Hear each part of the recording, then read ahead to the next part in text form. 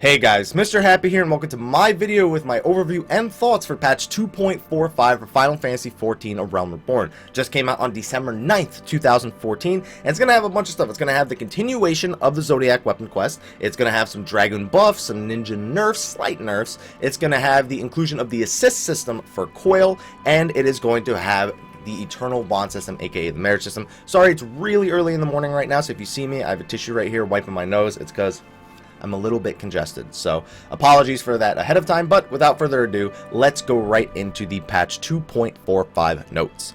So, Saga of the Zodiac Weapons looks like it is going to be a much longer quest, or at least a more multi-part quest. There's 6 quests listed here, and on the last one it says you have to do all 4 of these quests, but it says that they're all prerequisites, so I'm assuming that means these are all 4 separate, yeah, they're all 4 separate quests, because they all have the same prerequisites. This one requires that you have at least done one of the Alexandrite map quests here. And yeah, so that's going to be the Zodiac weapon. I'm sure we'll see the item level lower in the patch notes, so looking forward to that. More Delivery Moogle quests. If you've been enjoying those, you can keep enjoying them, it seems, so have fun with those. The Spriggan Cap, they talked about this at the Fan Festival. I believe it's going to be come from Unhidden Leather treasure maps. The Eternal Bond system was added. That's going to be a whole separate video on its own. I want to know the pricing. I want to know the plans. I want to see what they're charging for this feature. I know there's a free plan and I know there's a paid plan, but I want to see what the difference is between the two. So it explains here that there's a special quest for it, the Ties That Bind. And then in order to do this quest, you must have at least one class at 50. Must first complete the main scenario quest Signs of the Seventh Dawn. Players must form a party of 2 with their partners. Players with their partners must both be in the East Shroud. Players must both equip themselves with promised wristlets. I'm sure we'll learn more about that when we actually read through the Eternal Bond page. Overall, though, so far patch notes are going pretty good. A Bombard Core was added to the Grand Company sales for 20,000. Interesting. I wonder what that's used for. I don't recognize the name of that item. I'm pretty sure that's a new item. But, and it's reagent, so it's got to be used in making something. Alright, I guess I'll just have to wait and see what it makes. Okay, so now we have the Dragon. I already know what these are before I even read these, because I got tweeted about them nonstop. So basically, Dragoons have very few positional requirements anymore. Heavy Thrust and Impulse Drive had it completely abolished, and therefore Impulse Drive now always does 180 potency, but only Lancers and Dragoons can use it. Full Thrust had its potency increased. Phlebotomize had its potency increased on the dot. Chaos Thrust now does bonus damage if you hit from behind, an extra 50. So that's pretty much your only positional requirement anymore to Dragoon. And then your damage over time got buffed by 5. So Chaos Thrust is like 600 potency now. Phlebotomize got an extra 50 potency on it, basically. This is a big one. Life Surge now reduced the recast time to 50 seconds. 50-second recast on Life Surge is pretty good. So have fun with the extra crits, Dragoons. And Blood for Blood, you now don't take 25% more damage if you're a Dragoon. You only take 15%. So you still get to keep the 30% increase, but you only take 15% increased damage instead of 25% if you're a Dragoon. Also, your magic defense was made comparable to other melee DPS archers and bards, and your jump recast was reduced by another 10 seconds. So with all these changes, Dragoons are pretty much on par with ninjas from what I can just tell. Just from the way it looks, I mean, I'm going to have to wait to see actual Dragoons have actually tested it and have thrown the numbers, you know, side by side with the ninjas numbers, especially after the TP changes and after the changes to the damage that we're going to show you right now. But I'm guessing they're going to be about equal. Rogue had, you know, I made a video about this. TP went up on 10 by an Aeolian Edge and Shadowfang, and Kisses no longer affect ninjutsu damage, basically.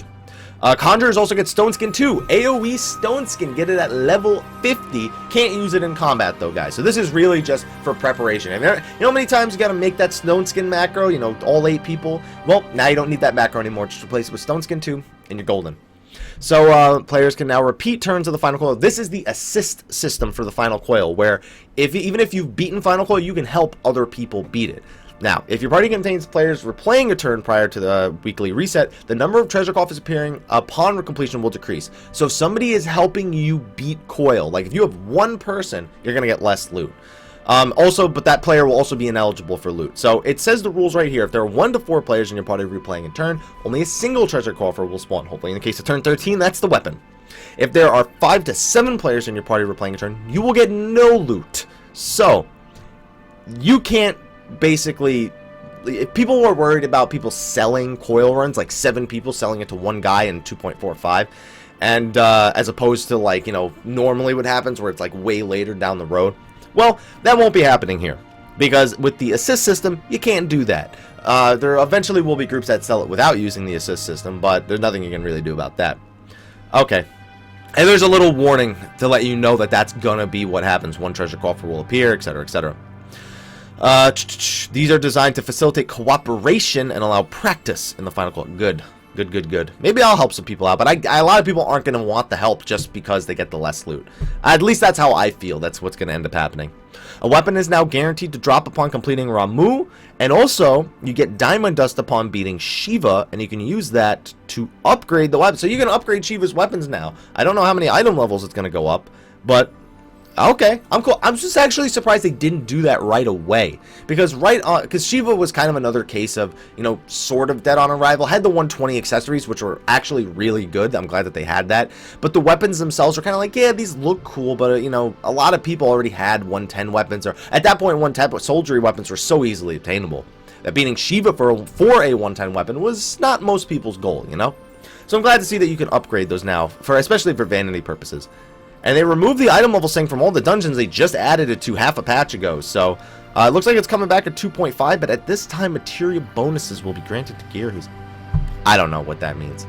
It just makes it seem to me like if you were below item level whatever, like 50, 70, whatever they decide to make the item level syncs for these dungeons, that you'll get a buff. That's what it looks like to me at the very least. Oh, I guess it's to bring you up to what the like sync is. Like it's stat-wise to bring you up to what the sync is actually equivalent to.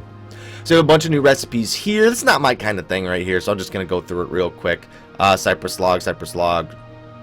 I think there are some new gathering items here. I didn't remember seeing it up there, but I'm pretty sure there's new gathering items in this patch as well. I've never seen cypress log, and I've never seen pumice before, so yeah, just a bunch of new things. Some starlight dodo, starlight cake, tailor-made eel pie. Okay, that's interesting. Vintage cooking sherry, worm of Nim, pie dough, smooth butter, black pepper cloves. Gonna have to see what that actually is all about. Yeah, new items have been added: the flawless band, young dodo roaster, and the dodo stuffing to the material supplier. Belladian silver can now be obtained in the different treasure maps, level 50 ones. The items for the artisans, looks like all the artisans items are having their requirements brought down, which is understandable. I think the artisans have been in here since 2.2, so it's kind of understandable that they would nerf them at this point. Ixali oak knots for Safadal spring water has been reduced down to 4. Changed the name of a few items. The item imitation Mistbeard mask is now dyeable. Ooh, I know a lot of people who are going to like that. They changed the artisans items and the forgers items to make them not unique, so you can have more than one. That's probably for people who do Mastercraft demi-material. I'd imagine that's like the primary reason, is people who do Mastercraft demi-material having to buy them one at a time. You can buy them in bulk now. There's new mining and botany nodes for pumice and cypress log, like I noticed. New achievements have been added. Smile high, going the extras. I'm gonna move on because it's making me smile at the very least. So that achievement went the extra smile, and it made me smile high. I'm assuming that's for getting married. I don't know what it's actually for. What's Nexus? That's for completing the next part of the Zodiac weapon.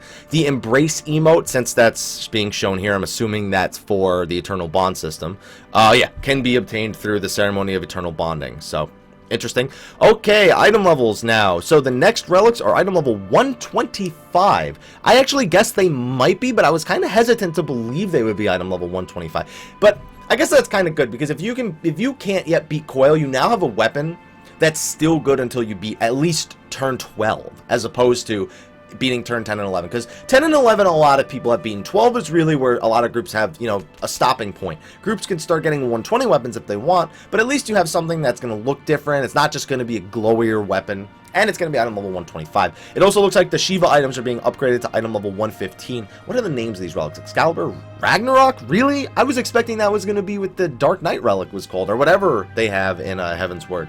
Kaiser Knuckles, Longinus, Yoichibo. I'm surprised they picked that one.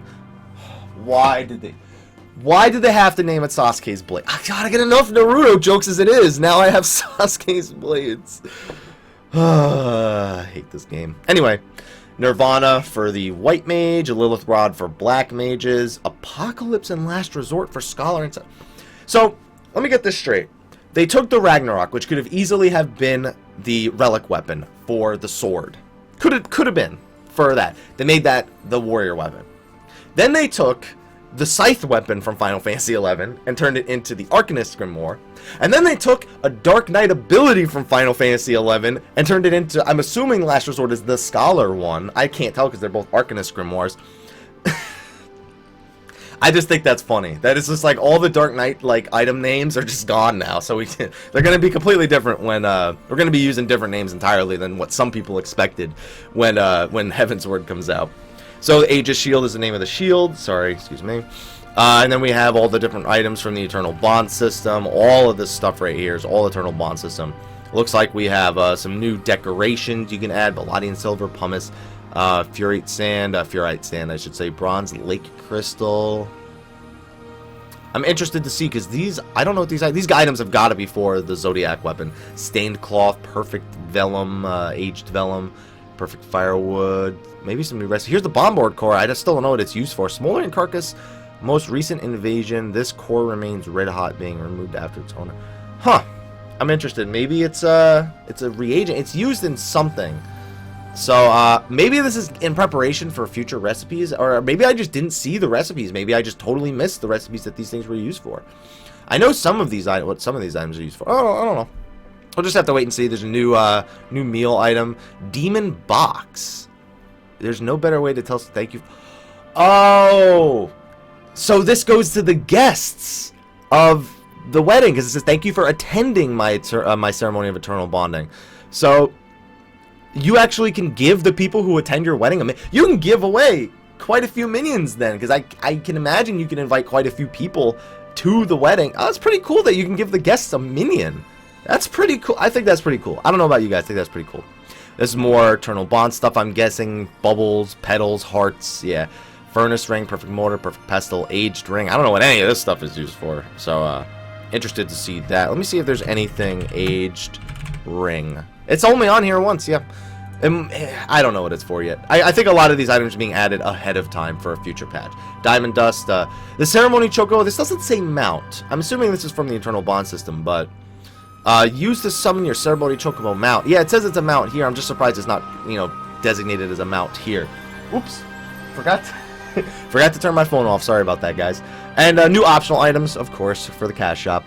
So there's 3 plans for the Eternal Bond system. Standard, Gold, and Platinum.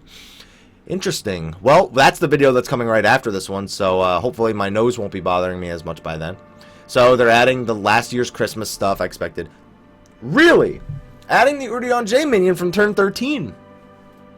So, if you are somebody who's not interested in Coil and you really like the Udion J minion that comes from turn 13, you could buy it on the shop. If you're somebody who thinks it's despicable that's on the shop and you want to earn it, just have to be turn 13. I'm actually kind of glad that... I hope we start seeing the other items. Like, we know that that the Odin fight is coming to the game soon. I'm hoping to see that Sleipnir mount in the Odin fight and not just something else. Because if they start doing that with the cash shop where items like minions and mounts make it into the game, and people have been saying that they said that I don't remember them saying exactly that. I do remember them saying that it would be previously obtainable items and things like that. If they start doing that, the cash shop will bother me a lot less. I mean, because I'm not going to bother, but I'm somebody who likes to collect things, but I will not collect them from the cash shop. That's just my thing. And you could buy some new metallic dyes, I guess. I've never seen those metallic dyes, so those must be brand new just for the cash shop. Following issues, so these are bug fixes. Range of the enemy skill tri-clip. Okay, I'm getting more than one text. I wonder if that's Twitter, if there's an actual text. Sorry about that, guys. An issue during the first boss. Yes! I knew the first boss was still bugged in Snowcloak. I knew it. I knew it. Hopefully it's actually fixed this time, because it's the second time that they're fixing it. And then just known issues that they have right now. Not going to go over these. So, that's patch 2.45. Overall, it looks like it's a pretty good patch. Lots of items. I'm looking forward to checking out the Eternal Bond system, getting started on my next Relic. I might even finish my Bard. I might realistically even finish my Bard one. I still got to finish working on my Ninja Nexus, but oh my god, the light farming is terrible. But anyway, guys, thanks for watching this video. Let me know what you think about patch 2.45 in the comment section of the video below. Feel free to discuss it there. Project your opinions there. Be sure to like, favorite, subscribe, and share for more Final Fantasy XIV videos. Also, if you're interested, there are Mr. Happy t-shirts being sold for a limited time on my Twitch account. I'll put a link to that in the description of the video below. But anyway, guys, thanks for watching this video. I'll see you guys for the Eternal Bond video, and until then, take care.